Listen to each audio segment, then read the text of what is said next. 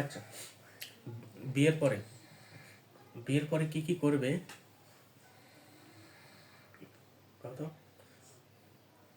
শাড়ি পরাতে হবে না এদের, হ্যাঁ, অন্য কোনো গণনা ভাবে তো এগুলো করা হয়েছে, এগুলো আমি নিজে তোমাকে দিয়েছি, মনে করে দেখো। আমার ডায়লগ আমাকে ফেরত দিলে এরকম হলো?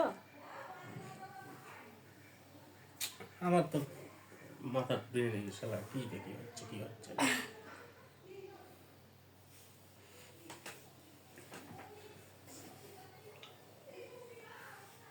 দেখি চাদরটা একটু ফাঁক করেন তো ভাই, চাদরটা আমাকে একটা হালকা ইয়ে করে দেন, তাহলে একটা লোক আসবে। আমরা তো জীবন গেছে বাবা।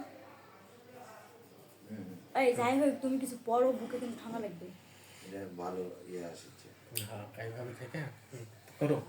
আচ্ছা, তুমি যে আমাকে বিয়ে করবে, বিয়ের পরে কি কি করবে করো, কি করবে, বেশি কিছু করবে না। 11 সন্তানের 11 সালের বাপ হবো, আর তোমাকে 11 সালের বাপ মা বানাবো, একটা খেলার টিম বানাবো, বুঝছো? এটাই।